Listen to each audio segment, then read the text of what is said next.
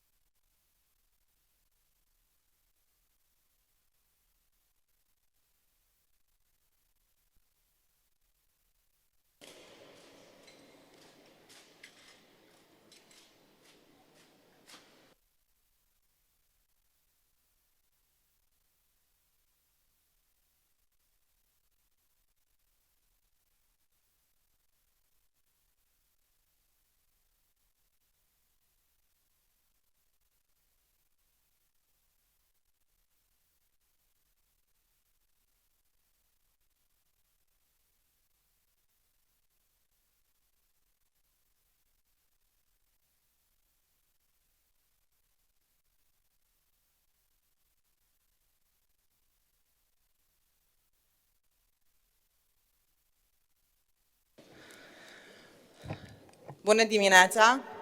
Good morning, ladies and gentlemen. Thank you for coming here today. This is a very special event, so we have to start it. It gives me a great pleasure to join you here today at this event dedicated to entrepreneurship and investment. In my view, the entrepreneurs be it businessmen or local and international companies, are the very backbone of any economy, regardless of the country or region. So beginning here today honors me tremendously, but at the same time, it gives me confidence that Romania can produce and export added value. Of course, the macroeconomic figures are solid proof of our performance. However, behind every success story, there are the people making it happen. So, as a former entrepreneur myself, I must confess that I very much share this view. Today, as Secretary of State for Foreign Investment and Business Environment and the head of Invest Romania, the leading body responsible with promoting and attracting foreign investment, sorry, I have some emotions. I'm advocating for international awareness of my country as the best possible partner for development and growth. Through Invest Romania, the one-stop shop for foreign investors, we are serving the international business community in the area of project implementation, which services that start from scratch, as I like to say, until the investment becomes an established success story. It is a true job, but somebody has to do it. As a former businesswoman, it is a real joy to see that success story happening also for the Romanian entrepreneurs, but at the same time, I'm fully aware that behind every story, there are not only numerous hours of hard work and dedication, but also the people that have the ambition to succeed, people that have managed to overcome the challenges and bidding constraints of the domestic businesses environment, creating jobs and actively contributing to the welfare of their local communities. I'm fully aware that the challenges that this choice imply, but I consider that every investment you grow yourself must first of all impact the team that you nurture day by day and then support building legacy and giving back to the community. As a former entrepreneur myself, I believe that we need to stick together and close ranks because only together we become stronger, especially in the perspective of fierce competitiveness, as I am sure that many of you are planning to scale up their businesses, expand beyond the borders of your country, and take it to the next level. I believe that only together we can build the future businesses leaders of the domestic ecosystem, which later we support and breed the next generation of entrepreneurs. Being an entrepreneur is something you are born with as a vital prerequisite of success. If that is a course, the path you choose to take in life, but as a government representative, I think we have the responsibility to support both the entrepreneurial initiative and the programs that put to good use these qualities and turn them into profitable business. I'm sure that with your support, ladies and gentlemen present here today in the audience and actively participating in our debates, we will further shape the current economic climate for making it more businesses friendly and more investor oriented. I would like to end my brief intervention by assuring you of all full support of my team and mine personally, so that your ideas and plans would become reality and grow into true success story we can all be proud of. So we have here some figures about the business climate from Romania. And we have we have very interesting subjects for today, and because the time is not in our favor, I want to start with the entrepreneurs, because you are really diamonds, and I have to give you the floor.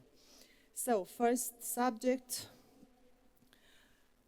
is reforming the educational system at the level of each European Union country and preparing it for a job-friendly environment for jobs not even invented yet, of the best challenges in the moment? Will robots be in the middle of the new industrial revolution? Will they generate many of resources needed?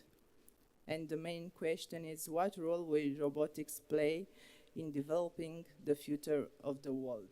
So our first speaker, it's Mr. Cristian Covaciu from IPAC, Romania. Good morning to everybody. As I presented myself yesterday, I'm Cristian Covaciu. Can you please start the presentation?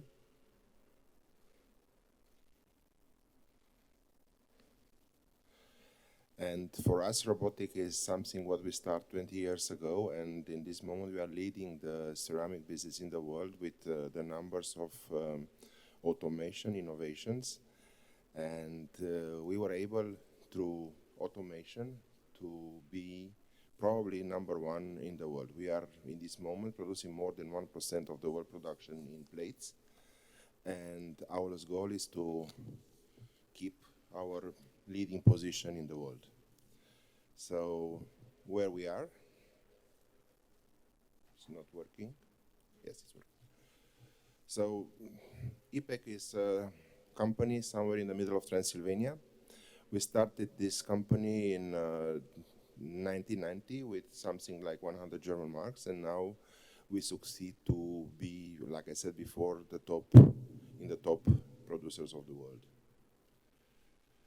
Our mission is to be a world leader over the time through innovation, quality, efficiency, and people. Our vision is to be an active company with very loyal employees, with an innovative and maximal efficiency production system. And of course, we have some objectives, and this is to be number one in the world. How do we reach our objectives? So I want to present you some costs. So what you see in the displays in this moment is our cost evolution from 2003 to 2018, despite that in the world around of us, the energy prices was growing, the raw material prices were growing, and salaries are exploding. We were able to go down with the price, with the cost of our products, with almost 20% in this period of time. How we do this? By introducing automation. So you have some examples of practice. This is our production area of plates, where you see in the past, if you remember, there was some people there trying to make some plates. And now, in this moment, we have a lot of robots having the same task. The advantage is that they are working more reliable and more precise. Unloading of the kiln is, of course, the question, is it fair or not fair? But if you imagine yourself picking up 5,000 plates every shift next to a very hot kiln, and you consider that one plate is around 1 kilogram, is it fair to stay there and lift every single shift 5 tons? I think not. So I think that it's fair that the robots will take over this kind of jobs and people will stay by side and program and support the work of the robots. Glazing again. In the past, we had here a lot of women, and they had to do the same job, like in Charlie Chaplin. You remember the film with Charlie Chaplin, doing all day long the same job. In the left part of the screen, you see, in the past, the woman had to stay all the day long with the hands in water to pick up the plates. Now, not anymore. Loading and unloading of the kiln again. Palletizing.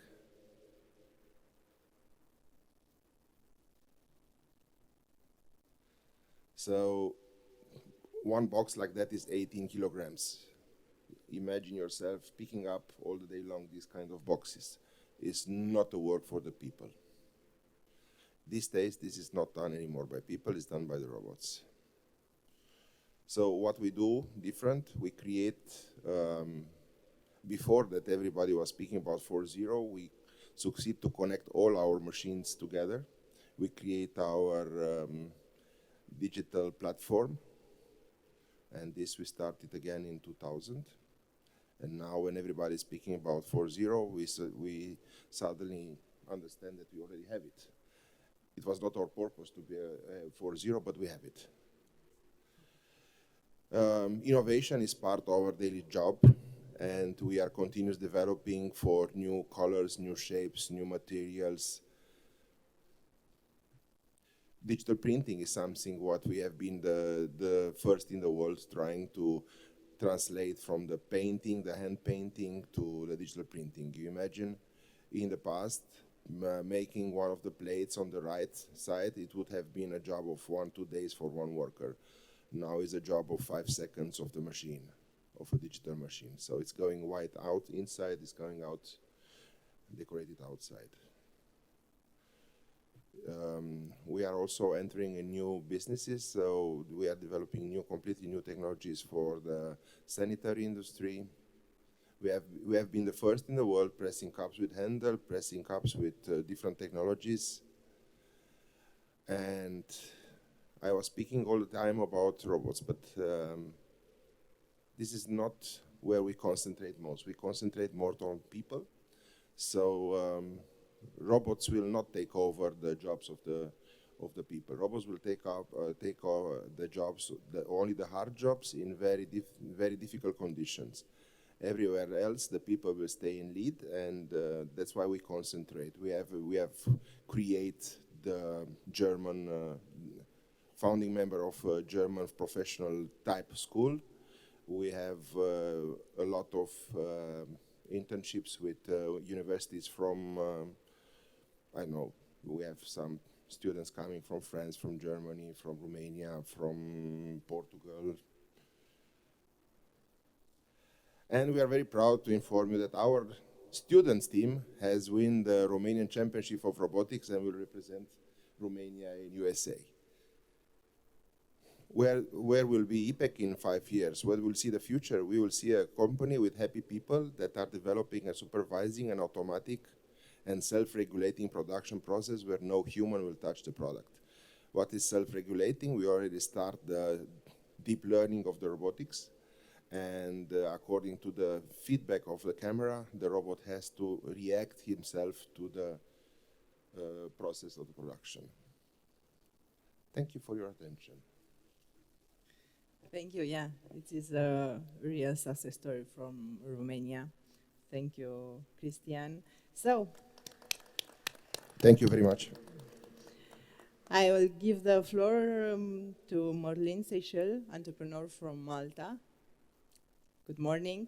Welcome in Romania. Good morning, everybody. Can you hear me? My presentation. Right. As I spoke briefly yesterday, I am previously an entrepreneur coming from the fashion retail industry for the past 20 years. Sold my business a year ago and now start a startup in the tourism industry, predominantly via the Airbnb platform. So today I'm going to talk about tourism, which is a very important industry for the whole of the EU, actually. I must say that EU tourism takes 40% of the global tourism. So it is a very important sector. So European tourism, the SME's involvement is 2.3 million businesses, which is no small amount, 2.3 million, employing 12.3 million employees. And in 2014, 1 of every 10 of the enterprises in the European non-financial economy belong to the tourism industry. It generates 10% of the EU GDP, and employment is 12% of the total EU labor.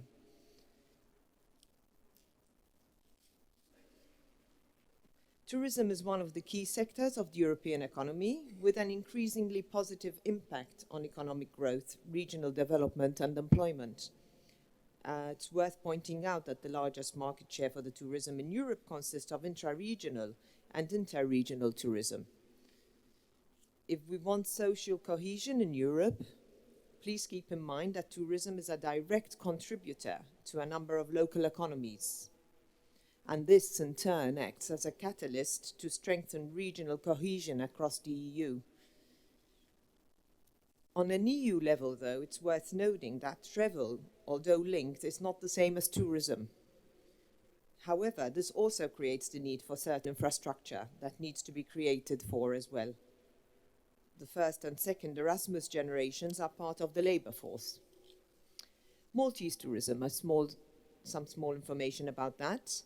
Estimates of the same council told us that in Malta 15.7% of the total employment was in tourism.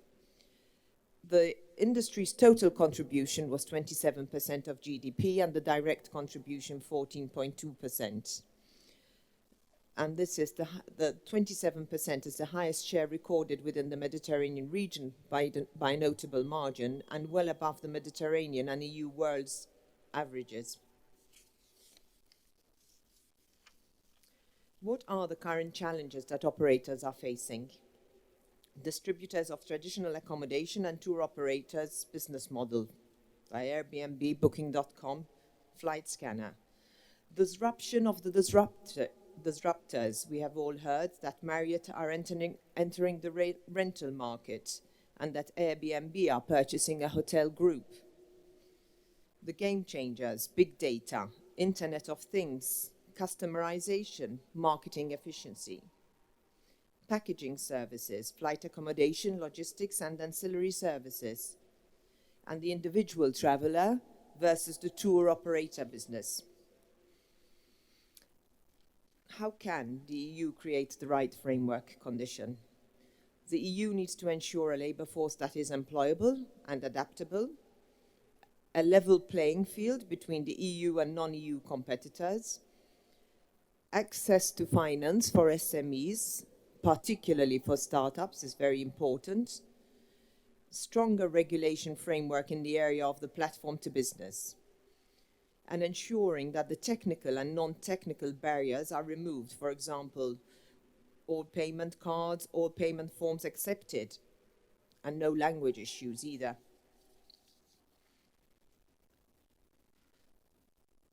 Application of the subsidiarity and the proportionality principles for the SMEs, SME-friendly legislation that supports investment and job creation, innovation and creativity through artificial intelligence, to promote startups, scale-ups in the EU and not the Silicon Valley, have the right ecosystem in place, EU industrial policy to apply for both the services and the industrial sector.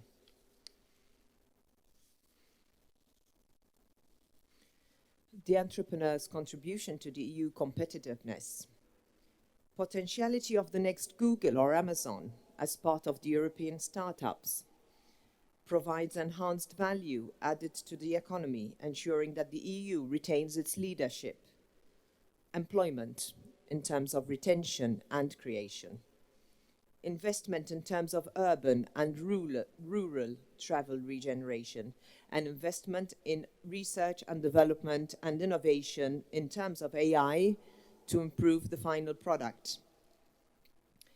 Way forward, an SME-centric approach in terms of development, an educational system that promotes innovation and creativity, and with the tertiary and post-tertiary sector having a much better link to the industry, better coordination at EU level, easy access to finance, employment in the tourism sector to be seen as a career, exchange of best practices between member states, development of a European franchise label for SMEs operating in the tourism sector, and simplifying. I also believe in simplifying. Small island specifics. Importance of networking and exchanging best practices between ourselves, This strengthens competitiveness and develops new niche markets, for example, offering tailor-made products. Last but not least, I wish to inform you that the permanent representation of Malta to the EU will be organizing a brunch entitled Tourism and Transition on the 27th of June of this year. I invite you all to speak to your counterparts, to your Maltese counterparts, to help you and hopefully to help you to join us there. And hopefully we will see you in Malta. Thank you very much. Thank you. I know the weather, it's quite okay in Malta, so we have to accept your invitation. Thank you, Marlene. And now Mr. Adrian Polec from Prime Motors from Romania, which is next our diamond and our success story from Romania. And please listen. Good morning, everyone. My name is Adrian Polec. I'm the CEO. I'm the CEO of Prime. We design, build, and sell lithium-ion battery factories here in Romania.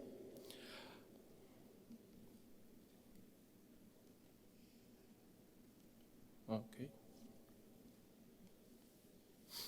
So we believe in a sustainable future, and we try to implement this over our 3 business segments and try to market our products with added value in our global network. Just a short look, Prime, it's part of the Moderator group. It has 65% Romanian shareholders and 35% from the Moderator group. Moderator, it's Johannesburg traded company. It's an investment. It's a strategically investment fund with a market capitalization of $4.2 billion. We sold last year more than 10 gigawatt hours of batteries, totaling $870 million US dollars in revenue. We have 8 plants worldwide, one of them including here in Romania, and over 9,600 employees.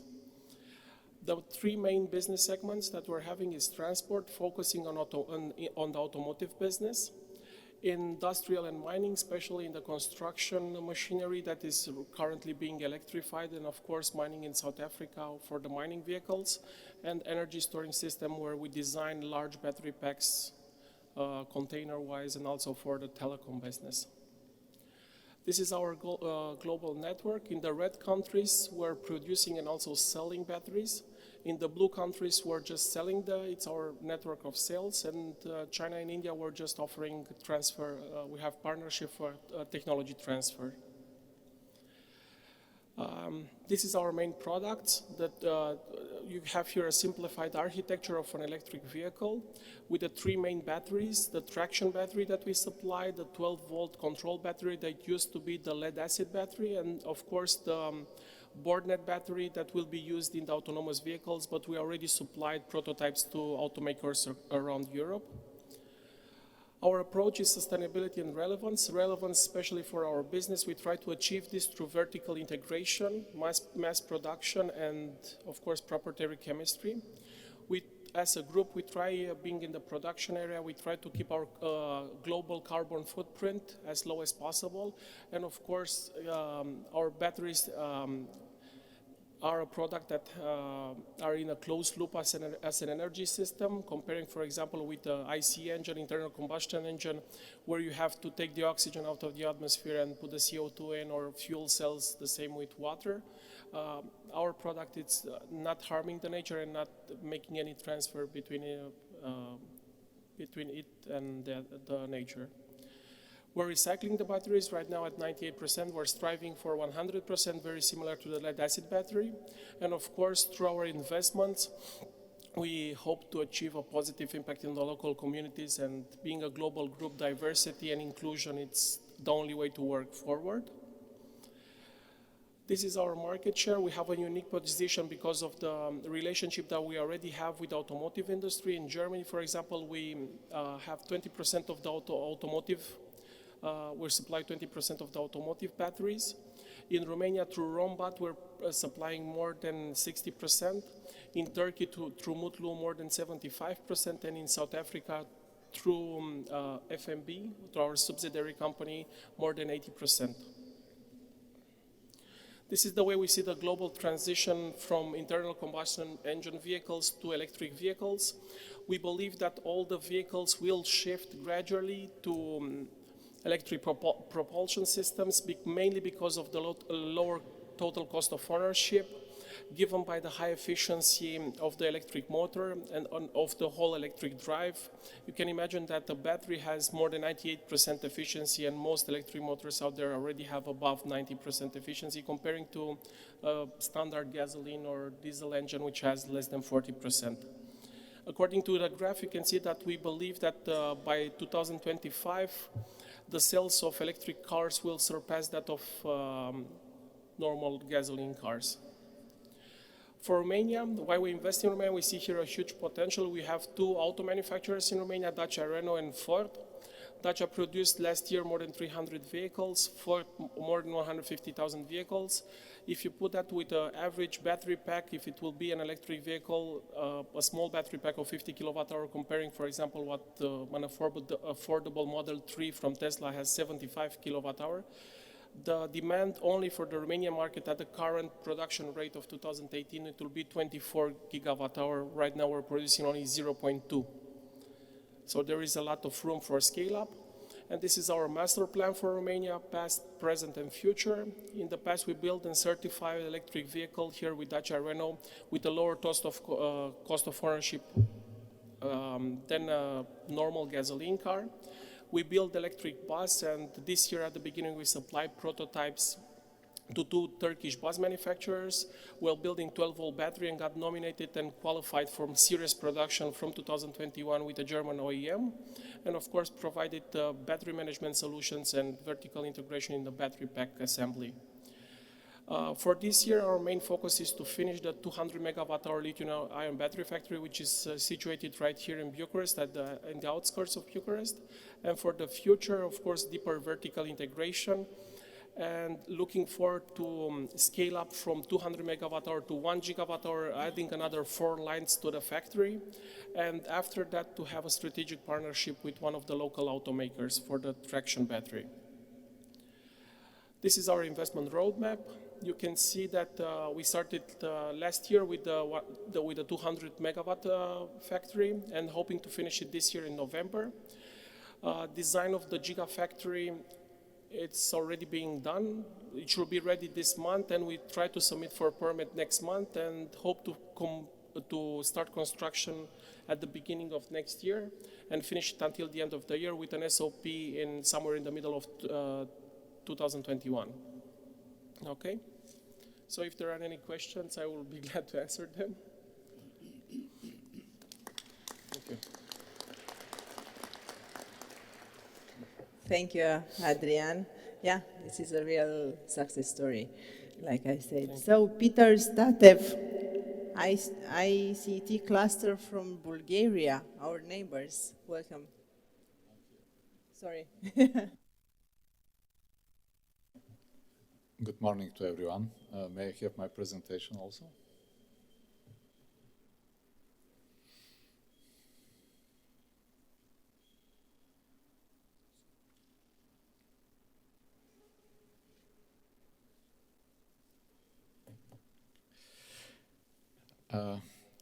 Yesterday I had a chance to explain that I'm an entrepreneur from field of telecommunication and microelectronic, which generally means ICT sector.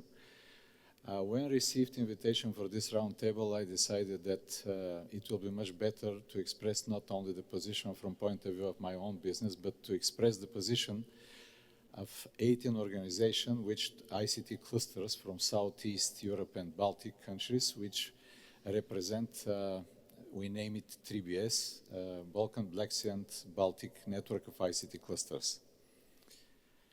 So, the main topic to discuss is competitiveness, but which competitiveness?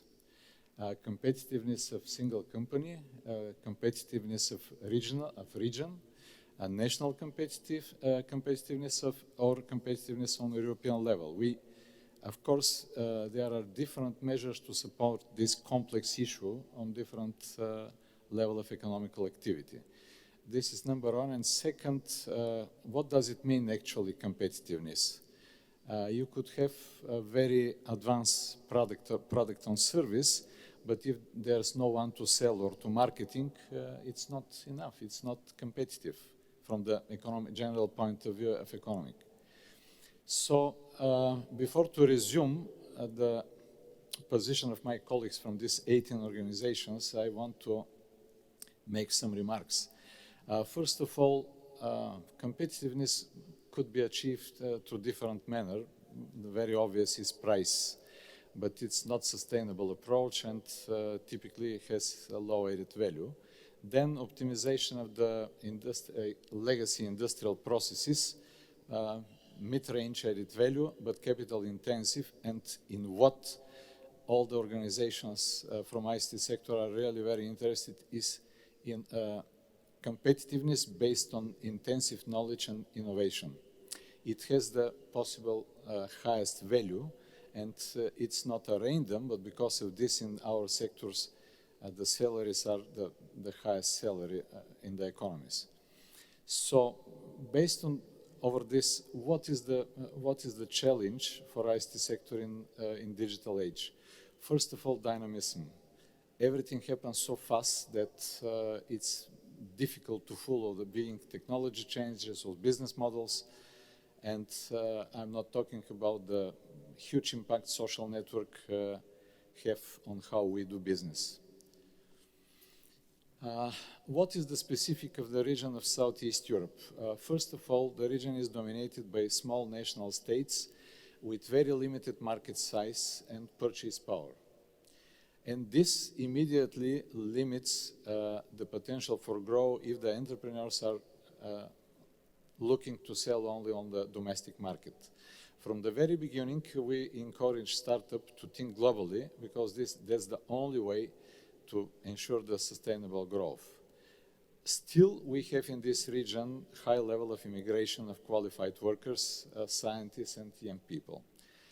And last but not least, all our markets are liberalized, which means that all the competition coming from Pacific Rim or US corporation are present, not talking about China. So one of the important questions was how entrepreneurs could cooperate and develop business cross-border in European Union. There are some obvious measures like clusters, like network of incubators, but I want to know that to cooperate without to know the partner with whom you plan to cooperate doesn't have meaning.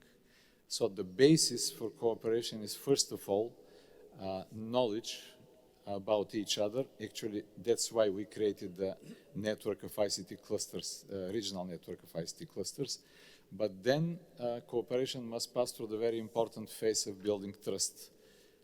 Without trust, I don't think any business network or partnership could be profitable and sustainable. And then I want to emphasize the importance of necessary changes in educational system. We need to focus and to start teaching from the very early years the principle of shared economy, the principle of business foundation and entrepreneurship. We need to promote the simple fact that if someone fails, it's not a shame. It's a process of learning. And this is still missing on general basis, on high-scale business.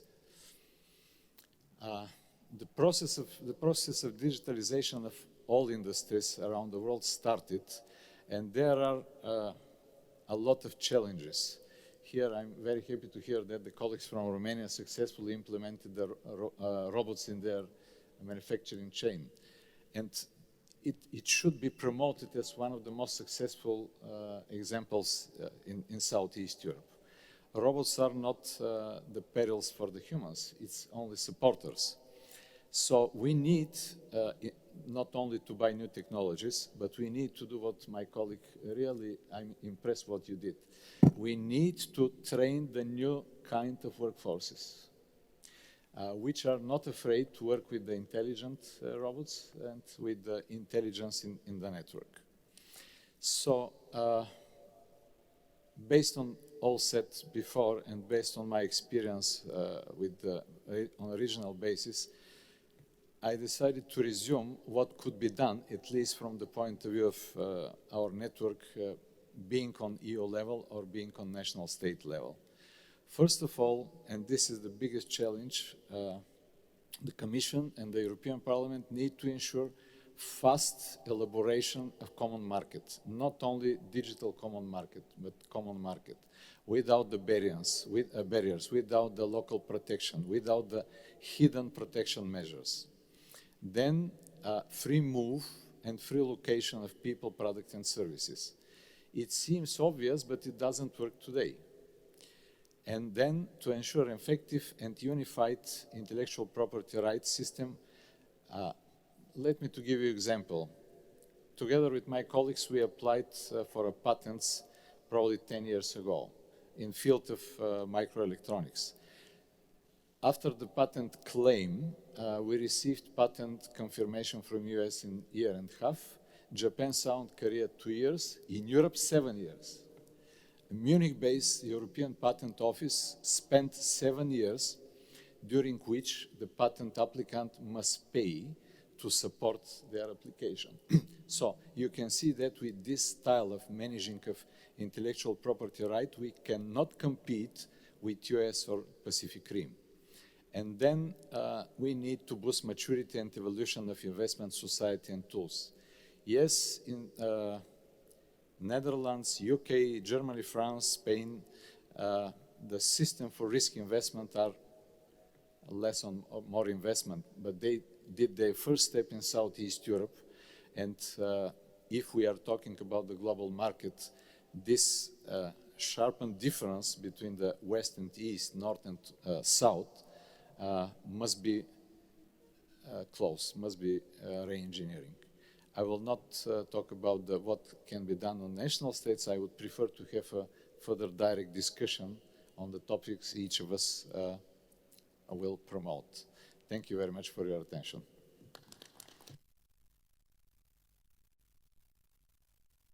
Thank you, Peter. Yes, this is great what you're doing there. Yeah, thank you and good luck. So, came back in Romania, Florin Filote, EMARC, Marketplace, please. Hello, everyone.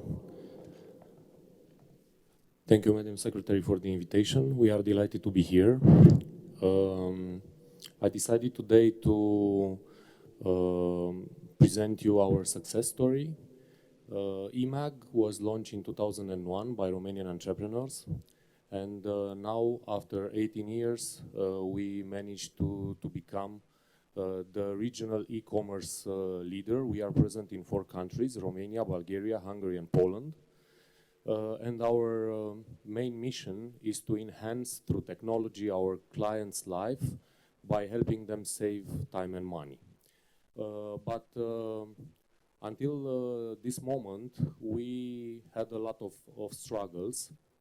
And we managed to finally understand that in order to scale up, we need to take a good care of all the stakeholders presented at our roundtable. It's not about only eMAG, it's about the state, it's about the clients, and it's about the companies that are partners with eMAG. If for the clients, we produced value by giving them access to a wide range of products, actually an unlimited range of products through our marketplace model. For example, just in Romania, they have access to over 5 million products today, and we are adding 300,000 new products on a monthly basis. They have access on a multi-device level to eMAG. They can access eMAG through their desktop versions, through mobiles, and even through the app.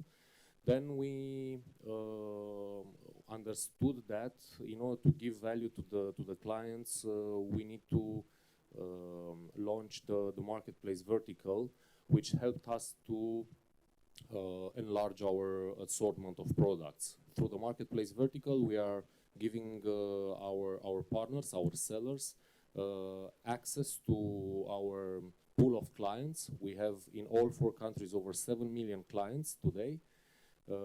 So we managed in 5 years to achieve 25,000 sellers in all 4 countries. So we gave them access to a new business opportunity, to a new sales channel. Coming back to the state, we considered that we brought value to the state because we tried to understand what the state needs.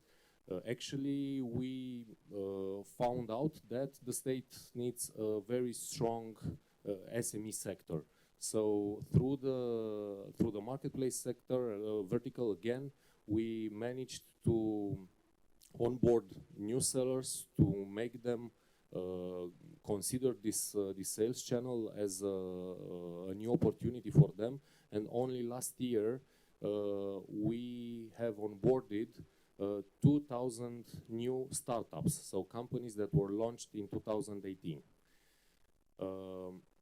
Also, we know based on our internal estimations that these 25,000 sellers, in order to manage their business on our marketplace model, they created close to 10,000 new jobs. So this is our success story. Thank you very much.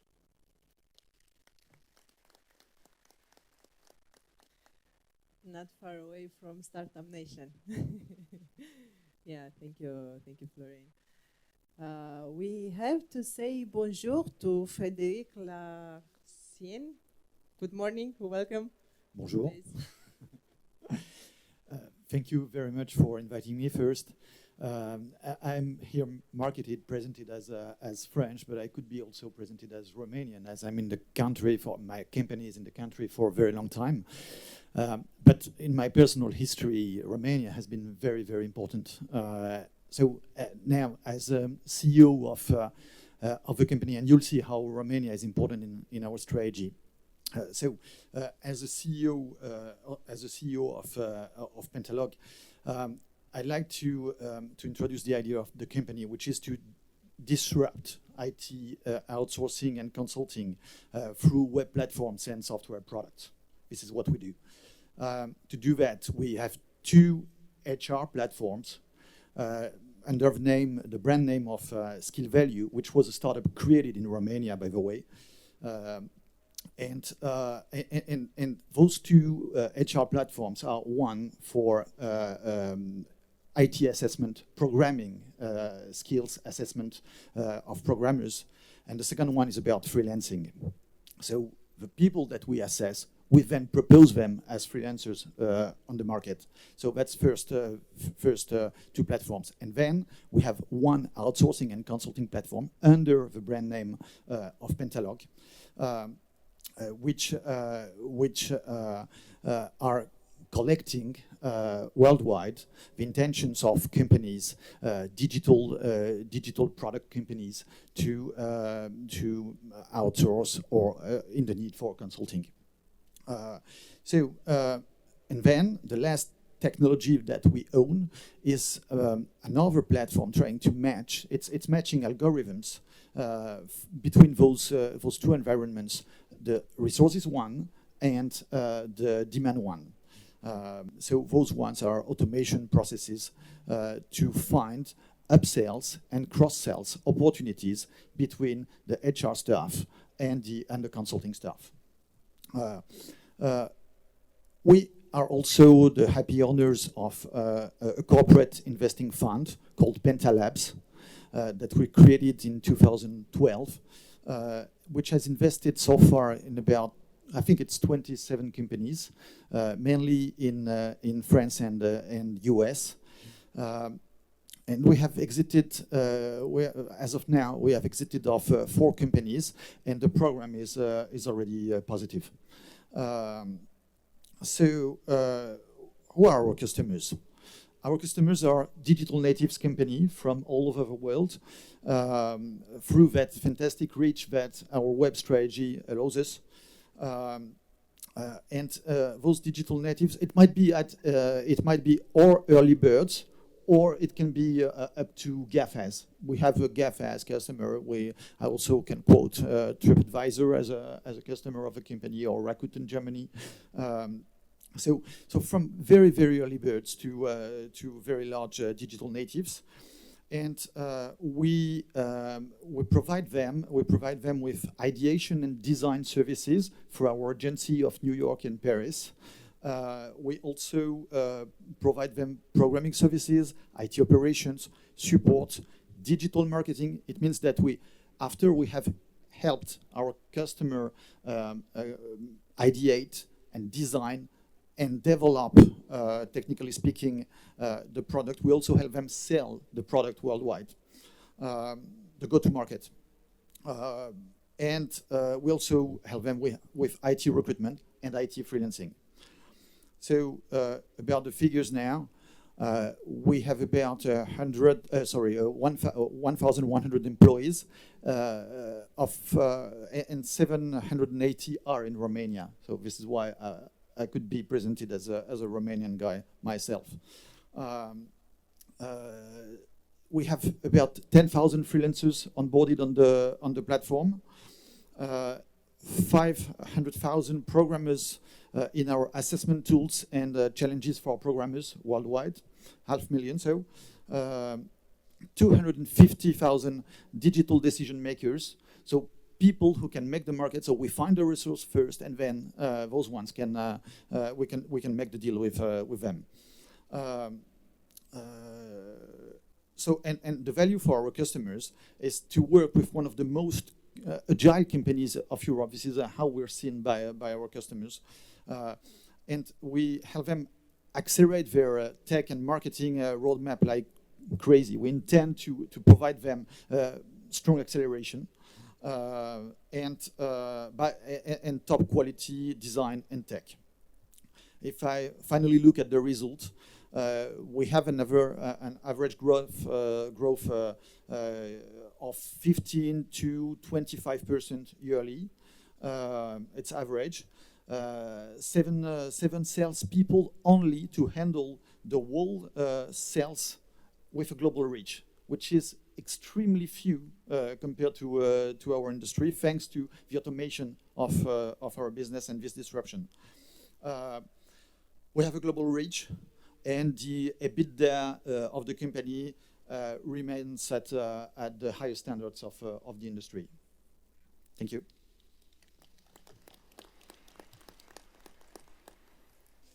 Thank you. So, Romania. Grampet, it's a real success story. Amedone Culcea, it's here with us. Thank you. Yeah. Hello.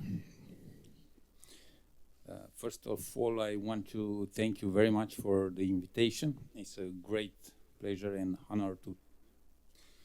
I represent Grampet Group and Group Feroviar Român.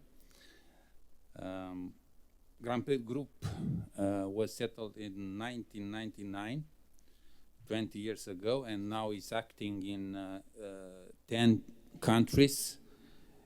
We have now 16 companies. We are the first multinational company from Romania. And we are the biggest group of companies which is acting in a railway system. We are linking the Black Sea with North Sea. We have railway operators in many countries like Germany, Austria, Hungary, Croatia, Serbia, Romania, Bulgaria, and Greece.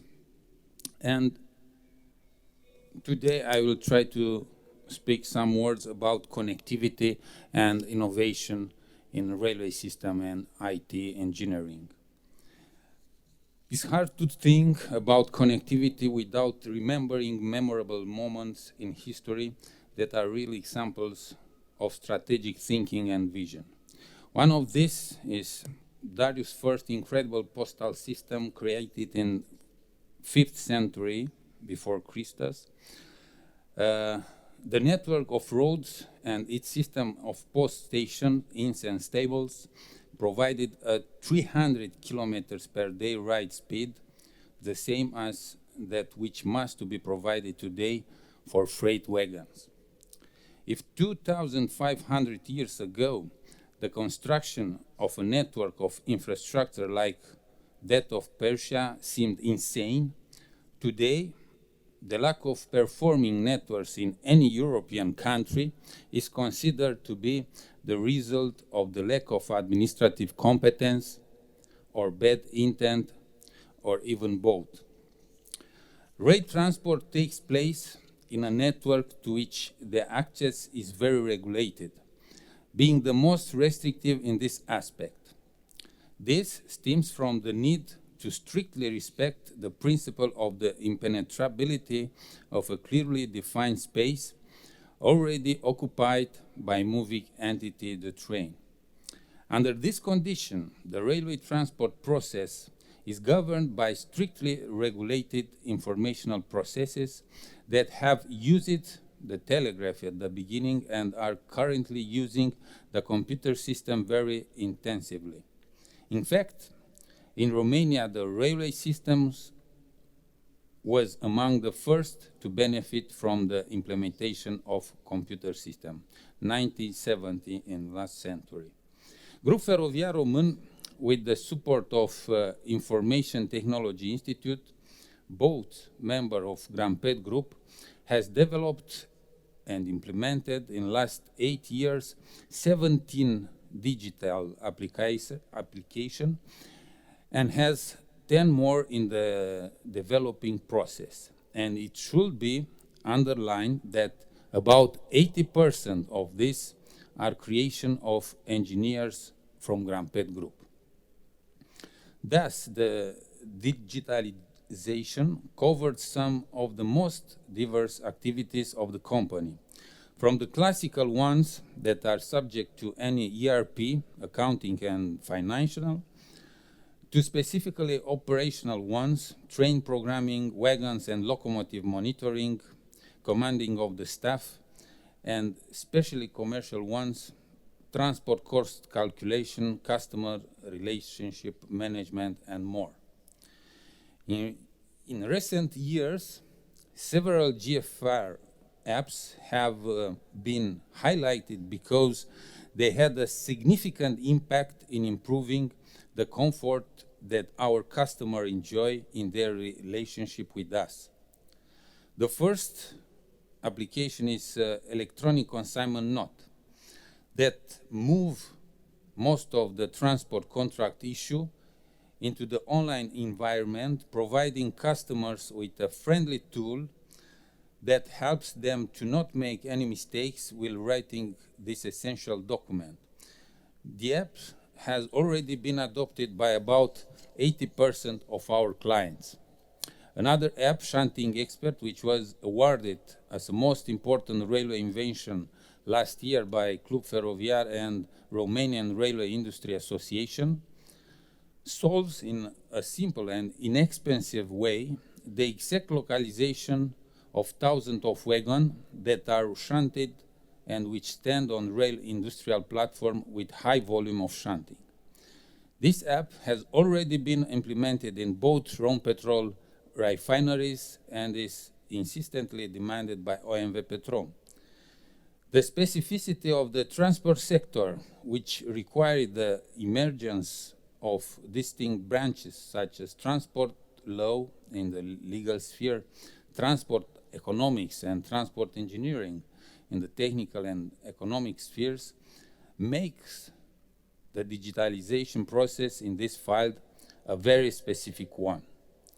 GFR is a leader in Southeastern Europe in the field of rail digitalization, being now that this is the only solution for competitiveness and for achieving the highest quality of this, its mission, the connectivity. Thank you very much.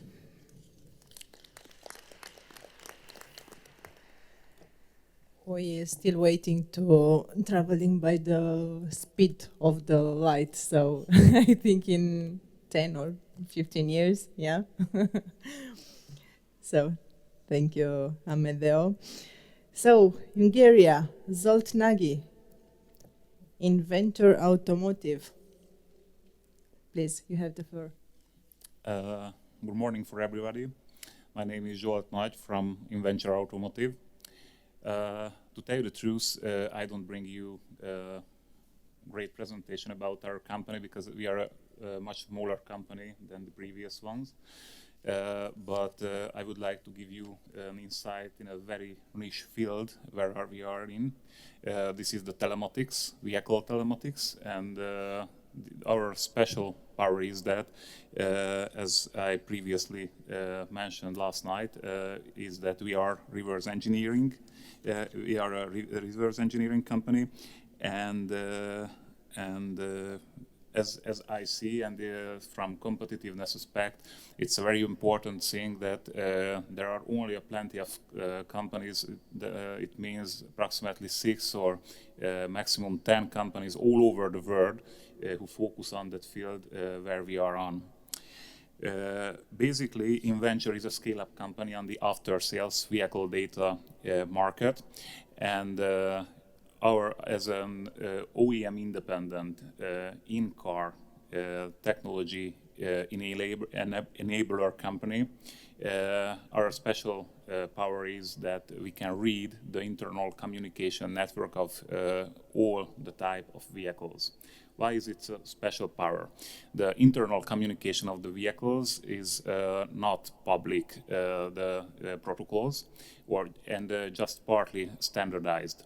And that's the issue. That's somehow the telematics companies would like to solve, because they would need those data which is transmitted through the internal communication of the vehicles.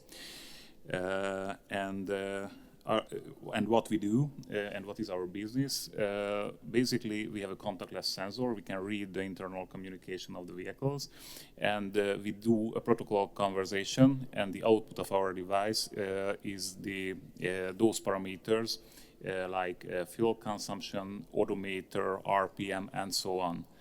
And large global companies like Mix Telematics, TomTom Telematics, and so on use these data to develop their car data-enabled connected car services, and provide this service for such large companies like Coca-Cola, Shell, and so on. And finally, I just want to put focus on that. It's very important, as I see in the transformation of the future mobility, that to focus on these connected car services, because these services can much rapidly transform this mobility than, for example, the development in the traditional legacy automotive industry, just because the different speed of these industries. And probably these technologies can solve much more problems than we expect at the moment to be able to solve with these technologies. Okay, thank you very much for your interest.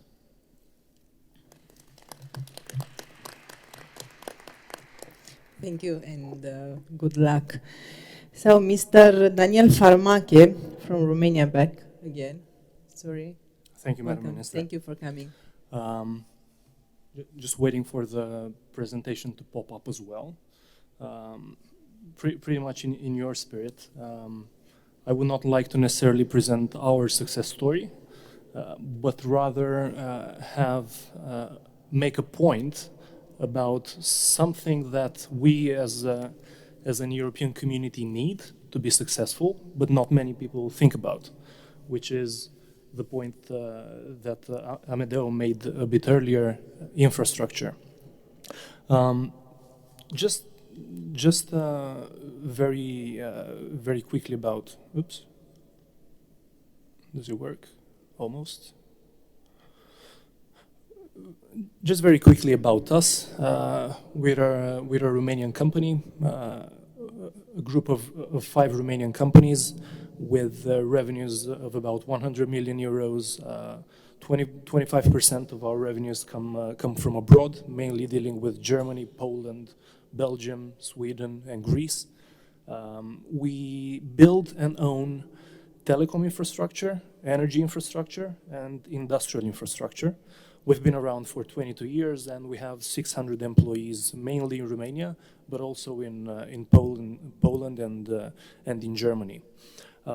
The key argument that I would like to make is one about. I'm just wondering, can we make the slide? Can we make the slide fit on? Yeah, thank you. I'm an economist by education, and the thing I'm going to share is something that economists really care about, which is where does growth come from? Well, after running 4 million regressions, one Spanish economist came up with the conclusion that the 3 key drivers of economic growth are education, healthcare, and infrastructure. What is investment in infrastructure? What is key for developing economies, as many CE countries are, is that infrastructure investment is the one that pays off most dividends quickest. So I believe that if we want to be able to succeed, we got to invest in infrastructure. Now, what are some of the, maybe going to the next slide, what are some of the things that we should care about as a competitive bloc, as I personally see the European Union in comparison to China, in comparison to the United States and other countries? We have a few good things. We are the oldest democracy. We are the cradle of good governance. We have plenty of good healthcare and plenty of good education. But there are also a few challenges ahead of us. One is the fact that we are still very much fragmented, and many of our economies are quite small when you take them in absolute value compared to the global economy. The second challenge is that statistically, again, the economist in me speaks, there is an economic crisis looming. We are roughly 10 years away from the last economic crisis. We can expect a correction in the following 2, 3, 4 years again. The question is, how are we going to handle this, and who will come out as a winner? Is it going to be us? Is it going to be China or other emerging Asian countries? Or is it going to be the United States? Very important how we weather this crisis. Last but not least, this is a forum about technology, and technology is important, but it is also very easily replicable by emerging Asian countries, right? I think in Alba Iulia we have a great automated factory. I might be wrong, but I can suspect that someone in China can easily automate it, replicate it as well, if they put their mind to it. We see this in telecom. For example, Huawei has investments 5 times, 10 times more efficient than Ericsson in 5G infrastructure, and hence the geopolitical considerations. So how do we get out of this? Well, the point I'm trying to make is that cities are, as a Harvard professor once put it, the best invention of humankind, and cities are the things that will take us out of the crisis, and that will enable Europe to develop again. I'm not sure how easily you can see on that chart, but just some very powerful numbers on the left-hand side of the page. We have Bucharest, which in terms of GDP is as large as Bulgaria's GDP and even larger than Croatia's GDP. Cities are becoming something very similar to what they used to be roughly half a millennia ago, which is city-states, as London pretty much is in the UK, right? So if we want to become innovative, if we want to become powerful, we got to prop up our cities and our infrastructure. I once had the privilege to study at MIT in Boston, more precisely in Cambridge. Cambridge is a wonderful town. It's not the UK town. It's the one on the northern bank in Boston. Sorry? Of the Charles River, yes. What not many people know about Cambridge, and yes, I'm totally about clusters of IT, and many of it can be remote. But what not many people know about Cambridge, for instance, is that one building alone on the Broadway Street in Cambridge houses startups which have raised as much venture capital as the entire Europe. What made this possible in Cambridge or in Boston or in the Boston area, where it's quite simple? They have roughly 70 universities there, and people gather, and people have this amazing educational and social and health infrastructure that enables them to share information and bring in investors and pass by ideas which are turned into great startups and into great companies. All the companies started by MIT alumni to put together would become the 11th largest economy in the world. This requires very, very good infrastructure. Maybe going to the next page, just to give you a further sense of what Industry 4.0, as we call it, the fourth industrial revolution, will bring us. Well, I'm not sure if you see there in orange fonts, but the fourth industrial revolution will bring us additional world global GDP of roughly $3.7 trillion over the next 6 years. That's equivalent to another Germany appearing on the global scale within 6 years. How do you do that? Well, you do it by involving many technologies which have been mentioned today: asset tracking, IoT, autonomous robots, and so on. Will have amazing value created for companies. But this needs, and yeah, the numbers speak for themselves. Talking about automation, and as a Romanian, I am proud, UiPath, which is a Romanian company, started some years ago in Romania. Now it's based in New York City. Last week achieved a valuation of $7 billion at the Series D funding. Why? Because there's an enormous business case about automation at a global level being done. It's creating a value equivalent to Germany. Now going to the next slide, this is something very dear to me.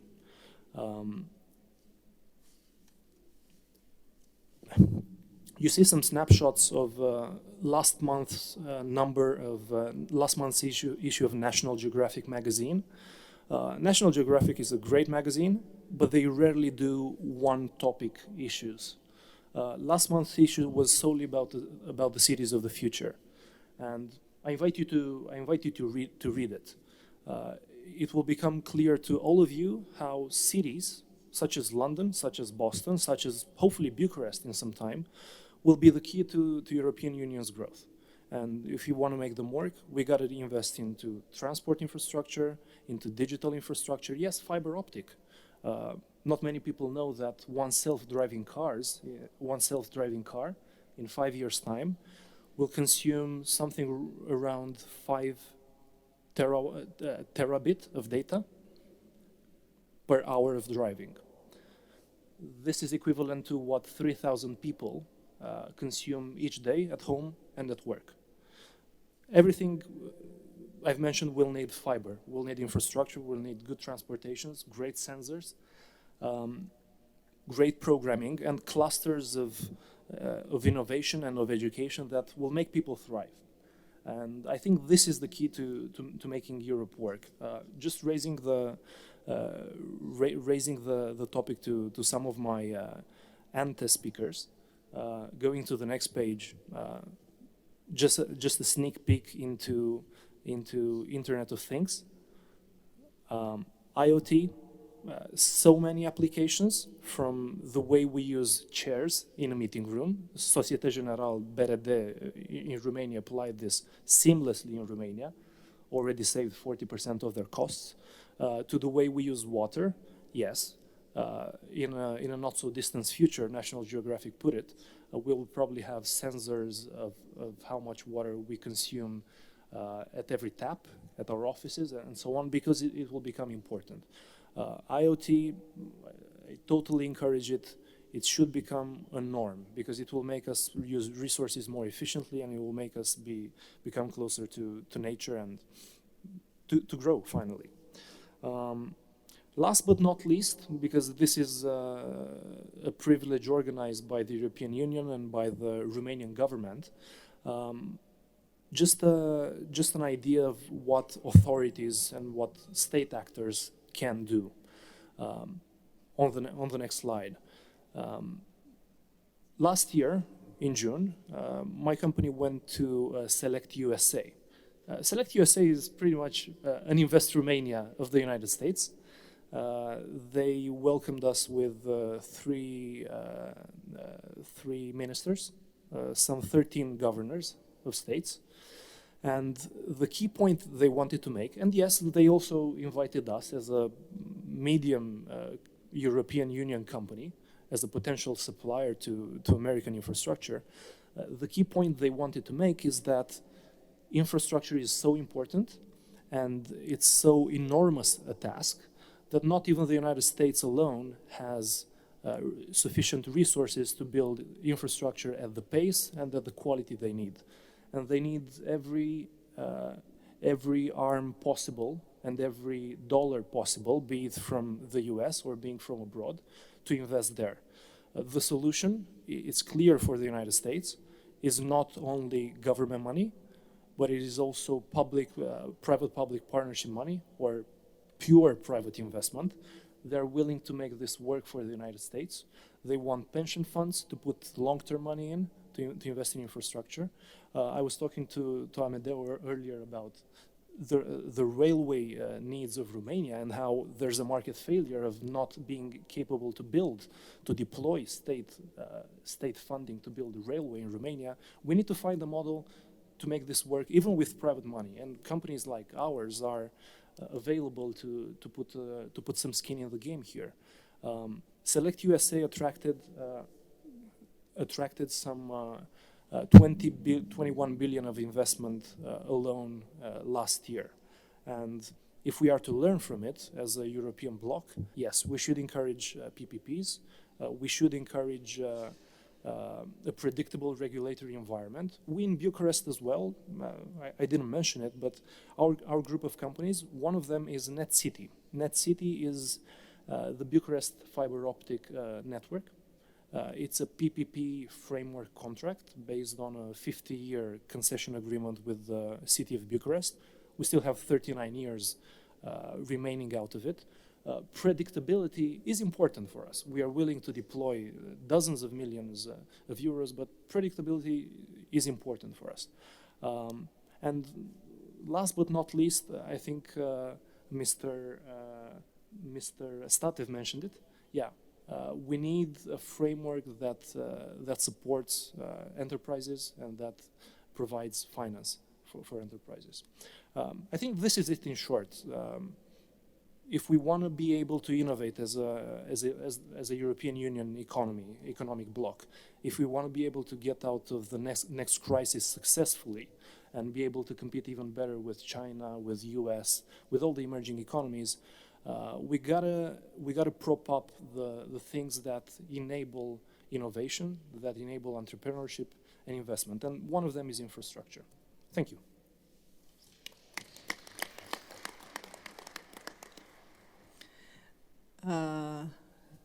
Thank you, Daniel. I think Europe and Romania are great and more beautiful than United States.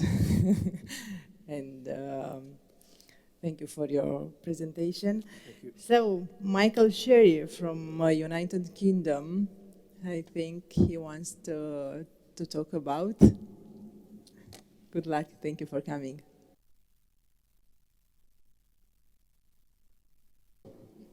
Good morning, ladies and gentlemen, fellow entrepreneurs. The title for this session is Connecting Europe Through Entrepreneurship and Innovation. But for this to work, we must have the right framework conditions. So the question I pose is how the EU can create those right framework conditions for the future of the European economy in different areas. This morning, I'm privileged to represent the largest business organization in the UK, which represents small and micro businesses in particular. And small businesses are central to the current and future prosperity of the European economy. In the UK, small and micro businesses represent 60% of the private sector workforce, and they contribute almost 50% of the UK's GDP. And they not only across Europe create the majority of new jobs, but they are a vital source of competition in markets, but also they help to spread productivity-enhancing innovations throughout the whole of the economy. However, small businesses do not always get the right support that they need to thrive and to grow. It is important to remember that smaller businesses operate under significant constraints that do not affect larger businesses in the same way. Lack of time, lack of capital, and lack of technical and human resources are some of the key issues they face. And too often, policy designed by the EU and individual member states does not factor in the specific needs of the smallest businesses in our economies. So to meet the modern challenges that confront Europe as a whole, the EU and all the member states will need to develop a long-term strategy for the small business community and provide the support that they need to ensure they can compete on a level playing field in an increasingly competitive and global economy. To create the right framework conditions for the future of the European economy and for the small business community, I believe this will require the following. Firstly, to design regulation with small businesses in mind at the start, and to take a narrower focus on the impact of existing regulations on the small business community. It is significant that it is the cumulative burden of regulation that impacts the most on small businesses, community capacity to innovate, to raise productivity, and to grow. Secondly, to put an end to the huge problem that late payment creates. It is cultural across the whole of Europe, and it harms small firms' liquidity, seriously hampering their ability to invest, grow, and in some cases threatening their very existence. In the UK, we believe 50,000 businesses fail simply due to late or non-payment by their larger customers. Thirdly, to demonstrate the benefits of digital and digital technology for small firms, as well as to examine ways to encourage greater take-up of these technologies, from business growth vouchers to initiatives focused on building up the digital capability of our businesses and indeed the workers of tomorrow. Fourthly, to improve access to finance for small firms. This remains a huge area that is a problem, and this work needs not to only focus on supporting the financing methods of the future, but also to improve small business access to finance via traditional means.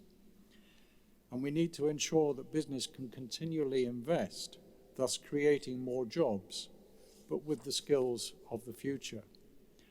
And lastly, as the very fabric of the economy changes around us, due to digitalization, AI, robotics, the need to invest in one's own skills and the skills of others is more pressing than ever. It is essential that we take a long overdue look at how we can support individuals to develop their skills that they will need for the future and businesses to fully utilize. Skills are at the heart of all of us and our futures. If we do not get that right, then we will have problems, as we all know, as we all discuss. Thank you for your attention.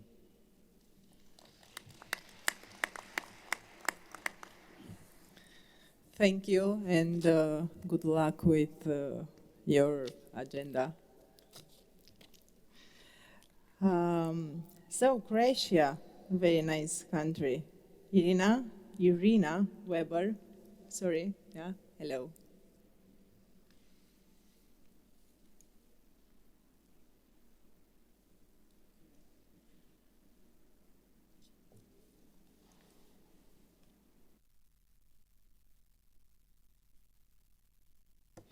Hello, everybody. It's really a great pleasure to be here with all of you.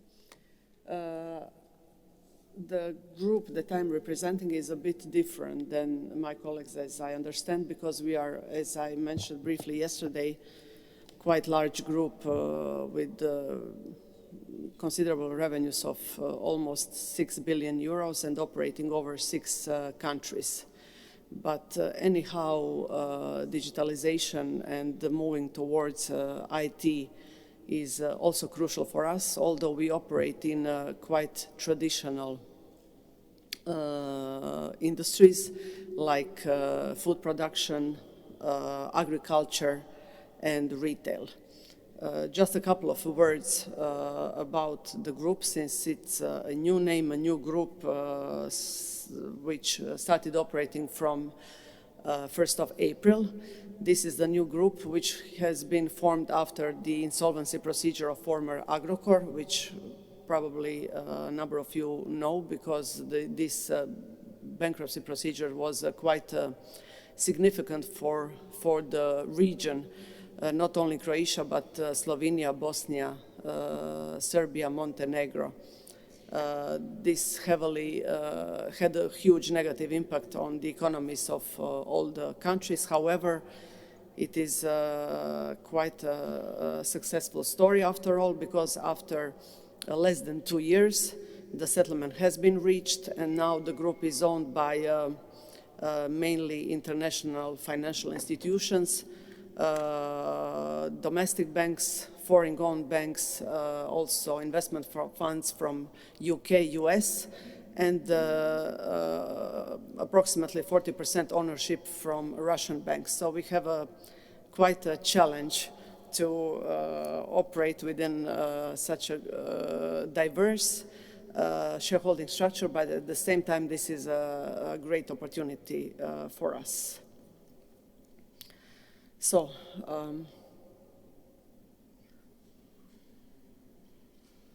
can you please also put on the slide type of...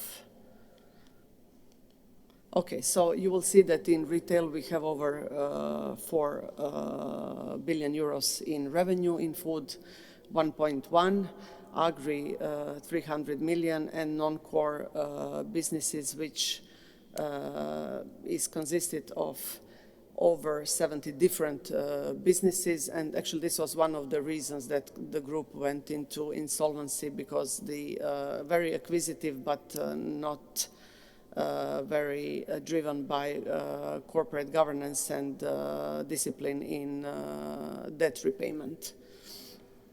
So in order to become and maintain our leadership position, we are aware of the fact that we need to move very quickly in terms of digitalization of our processes, which we actually do in each and every segment of our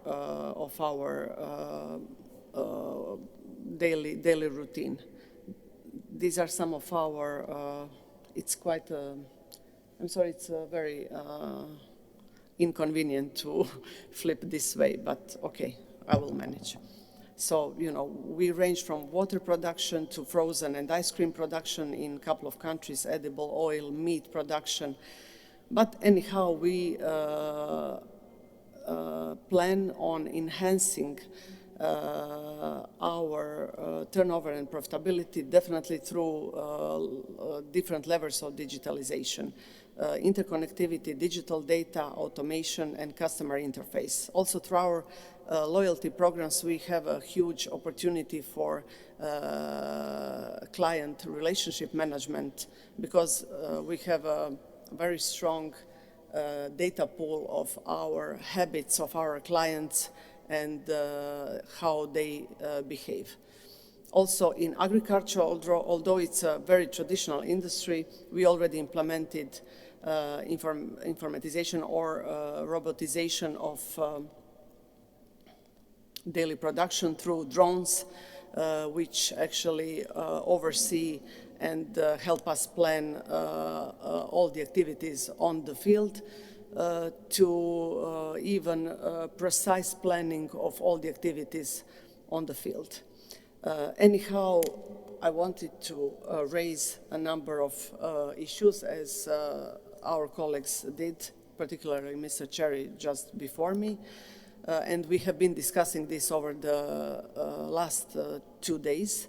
One, especially for the smaller economies like Croatia and the countries in our neighborhood, we recently suffer very much for depopulation and lack of workforce. And definitely digitization and investment in IT industry is one of the major drivers we see to keep young people and educated people in our countries, because remote workforce is something that is becoming more and more applicable and more normal in everyday business. For this, we need to step forward with tax legislation, workforce legislation, with resolving pension fund issues in each of these countries. This would enable definitely easier retention of our workforce. Also, as a second point, I would like to raise on top of these workforce challenges that we face every day, especially in these labor-intense industries like agri or retail, but also tourism, as Croatia is very, dependent on tourism. So the second point I would like to raise that it would be extremely important to find a solution to is the access to financial markets, especially for the countries of Central and Eastern Europe, because the large financial institutions, especially UK or Germany based, do not have appropriate risk assessment procedures for the countries of Central and Eastern Europe. Risk assessment of the companies in Central and Eastern Europe and understanding of the legal system in our countries makes access to the capital markets quite challenging. And in order for our countries and our economies to grow faster, this is one of the crucial problems that we face. So in order to grow our businesses, it's important to allow efficient and easy access to financial markets. And this is something I would really love that we all together work on and find a solution as soon as possible. Thank you very much.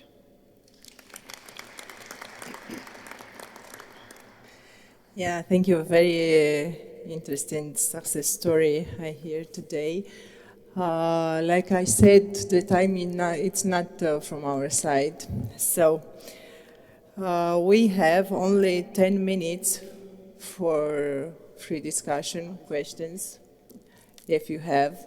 And after you have to go to eat something, and at 2 o'clock you have to go to visit this building, which is, all the stories, all the dreams of this. So, who has some questions? No? Please. Yeah. I think I'd like to start with something, because we have the chance here to have, you gathered here entrepreneurs of different sectors in different countries. And I was really interested in what my colleague on the left said just before, because I think if we consider the digital globalization of things, as also you mentioned just before, it's very important for non-digital related sectors that they are finally related to digital first. And it's very important to understand that the digital growth we are all talking about is different than the one we had before. I mean, when you talked about cars being connected, with the incredible volume that you mentioned of data flowing, it means that this growth, that growth will go in a different on a different way than before. It won't go to cars maker. That one won't go to cars maker. It will go to the cloud. It will go to the infrastructure. It will go to programmers. It will go to, but not exactly to the car industry. And I think that disruption is really important for all of us to know and to very well understand that the growth we're talking about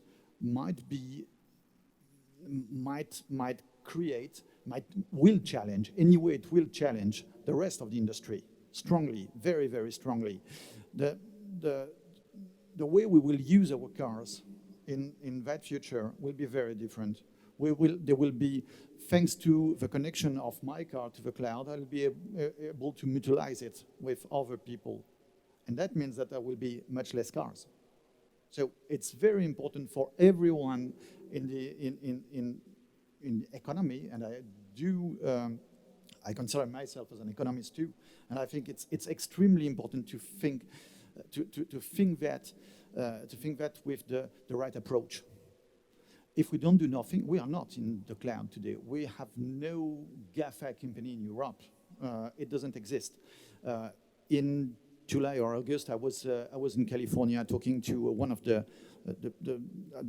CEO of one of the largest funding firms of the world, and talking of Europe, because I asked him, why don't you come opening an office in Paris? This is what I suggested him.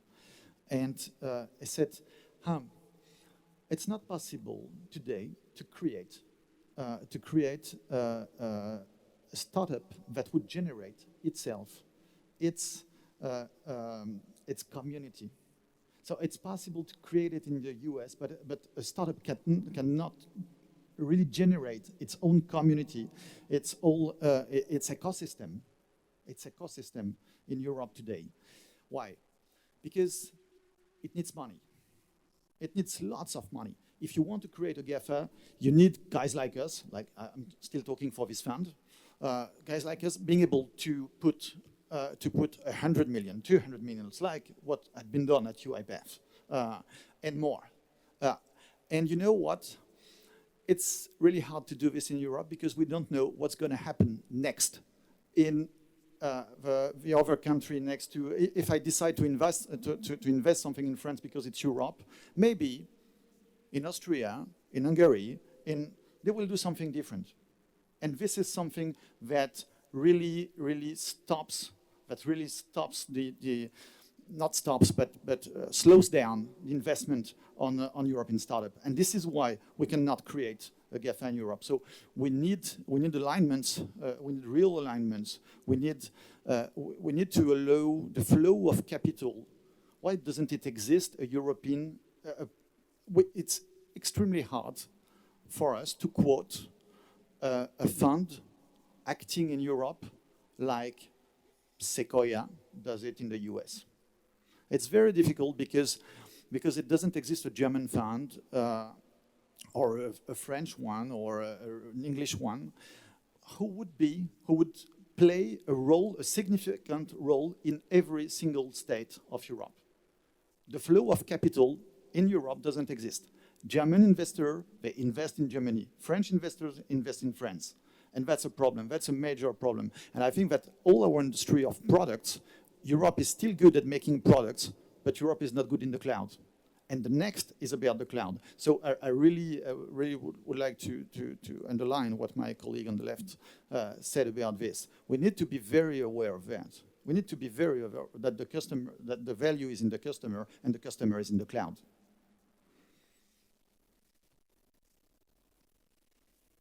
Thank you. Thank you, François. So, Christian, please. Thank you. Great stories. Great stories, great people. I would like to suggest that we should make together a statement which should be sent to the ministers in the next rooms. What is our wish? Why we are here? What they should do for us? So, if everybody would like, I would like to propose that we should say 2-3 words, all of us, what is our most interesting part they should do, what they should do different. So, yeah. If everybody is okay with this, let's start. My proposal is to ministers to simplify the rules and to align them. We have different countries, different rules. It's very difficult for us to make business in different countries because there are different rules. So if it's European Union, they should have the same rules. Also, they should protect us against countries where a lot of subsidiaries are done in our economies. Again, education should be one of the biggest messages they should have from us. We need educated people. We need to work with. So this is my input. Thank you.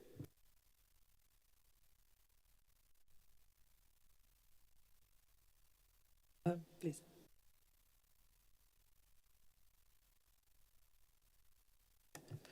Hello, my name is Rada Rodriguez. I'm representing a company, Schneider Electric. It's a multinational company, a 26 billion euro company worldwide. And I have some points to make here. So first of all, thank you very much for the invitation. I'm very proud to be here because I'm Romanian by birth, even if I lived all my life outside Romanian. And I'm very proud to see so many Romanian entrepreneurs, so it's really very nice. What I want to say is that entrepreneurship, according to, in our opinion, is not only linked to startups and small companies.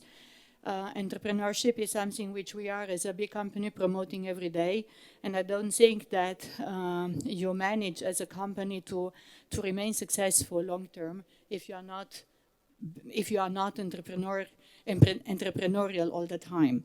So now coming back to what European Union would need to do in the future to promote the competitiveness, I think that we all agree that we need a very strong industrial base in Europe. And I think we all agree that we want to keep the industrial base, which we have, and we want to develop it even further. And there are many things which we need to do in order to keep that industrial base and to develop it. One aspect which was never touched here, but I think it's very important, is the energy situation.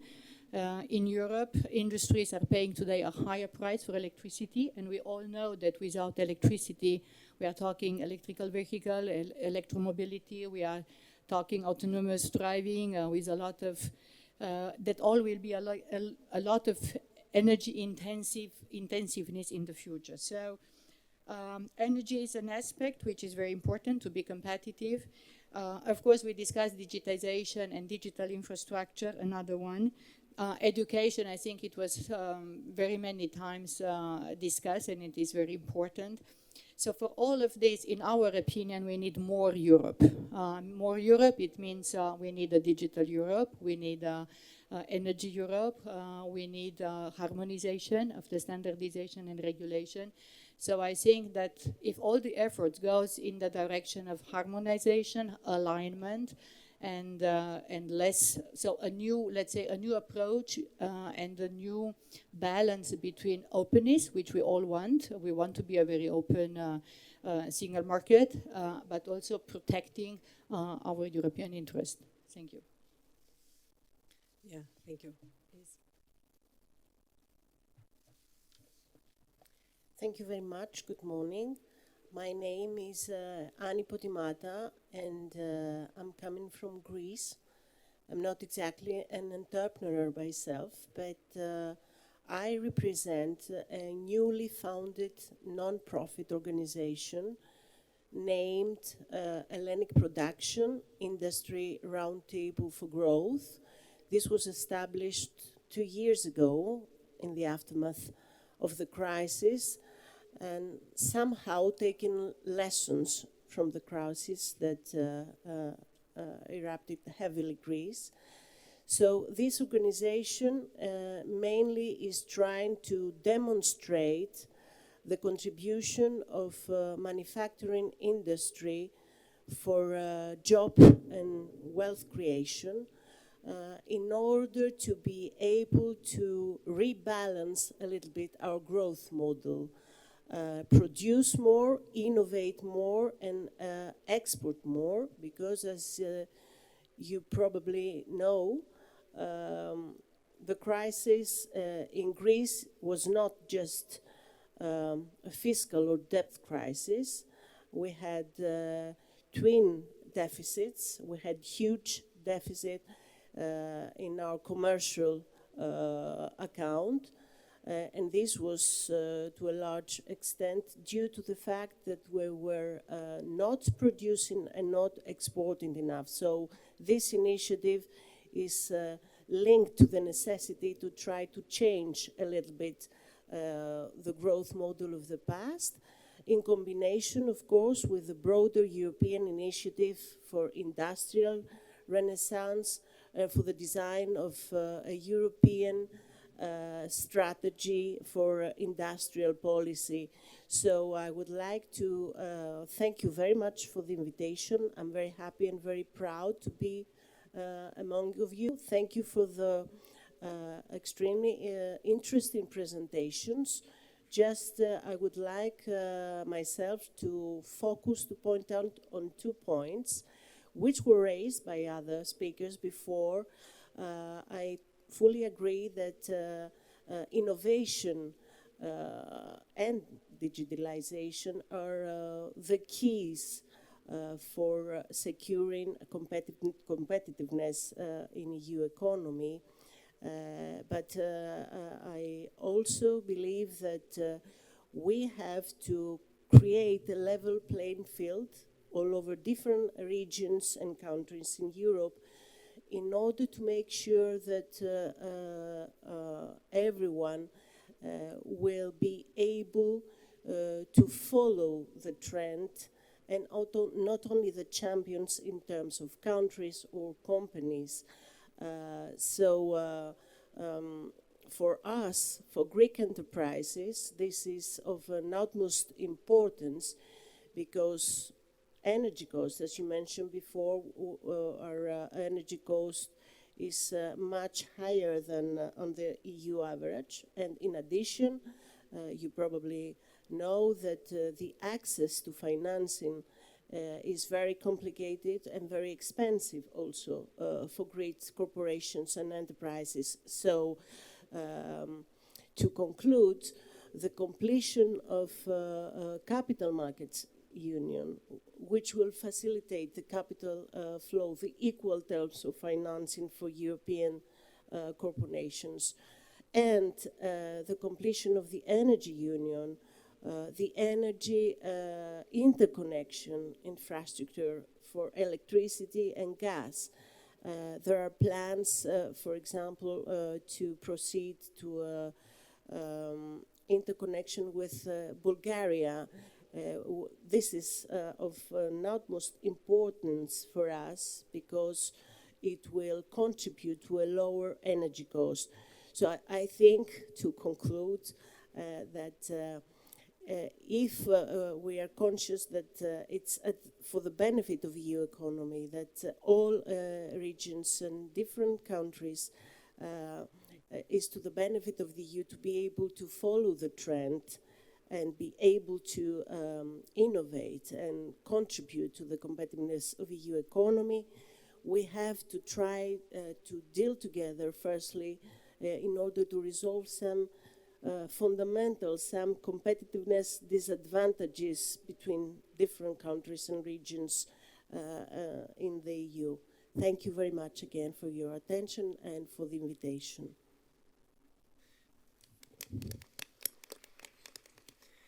So I like to say Romania is a country of quality. So I want to show you something. Ciprian?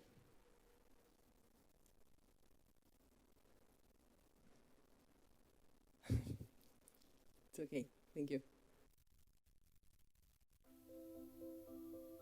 Romania, the country of fruitful investments.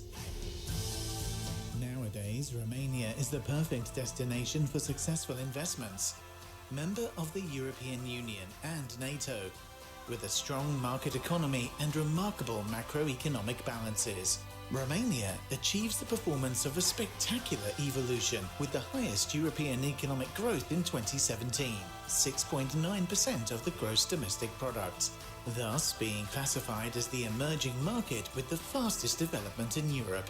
Having a strategic position in the southeast of the continent, Romania is a real gateway to the European Union, a real bridge between East and West, located at the intersection of major commercial routes with a large maritime port, Constanta, which, through its infrastructure and services, it ensures efficient access of goods to the heart of the European market, including the Danube, a river that protects the land of the country for more than 1,000 kilometers. Supported by natural resources of great wealth and diversity, from oil, natural gas, ores, water to wood, fertile agricultural lands, or unique landscapes. Romania has great potential development in fields such as agriculture, energy, tourism, information technology, or manufacturing. The gross domestic product reached $213 billion recently, getting ahead of Greece and Portugal.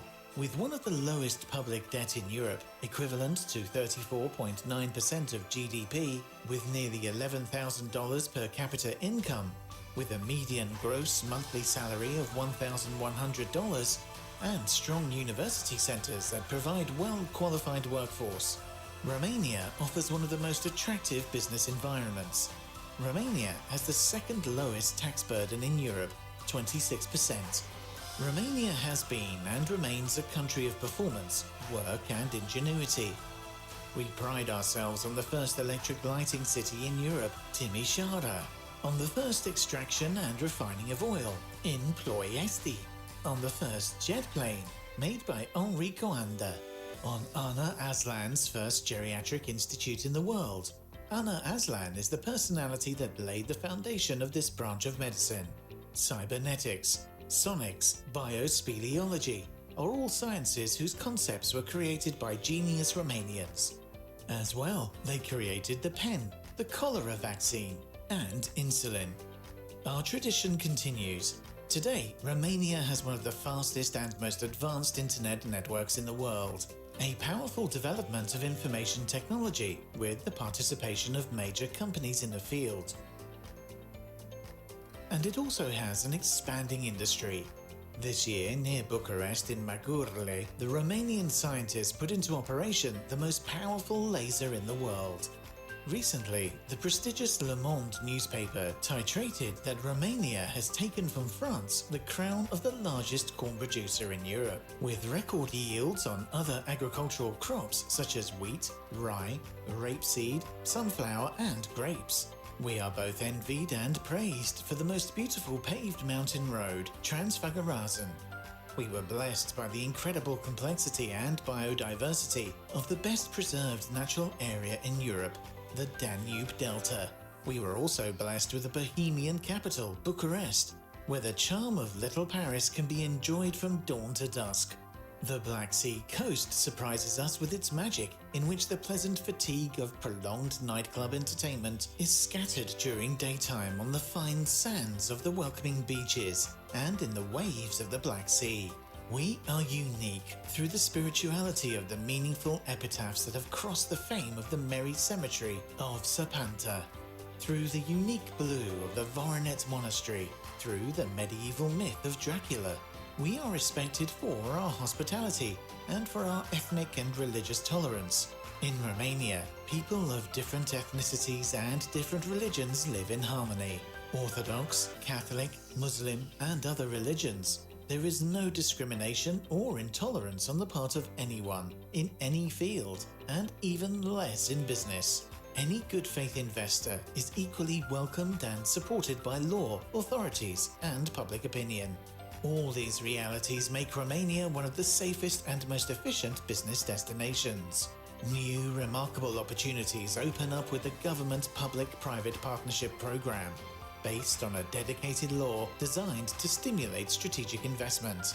There are 5 key areas: transport, energy, health, agriculture, and tourism, each with its distinct projects of great interest and potential. For investors, for those who have the inspiration and vision to become partners of the government in Bucharest, Romania is the destination of flourishing, successful investments.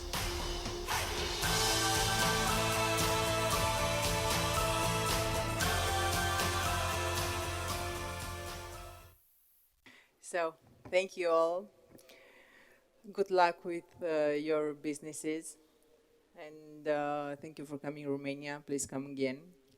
And to make some business with our entrepreneurs. Yeah? Because the wine and the food, it's very good in Romania, no? No? Thank you all, and good luck. Thank you. Thank you.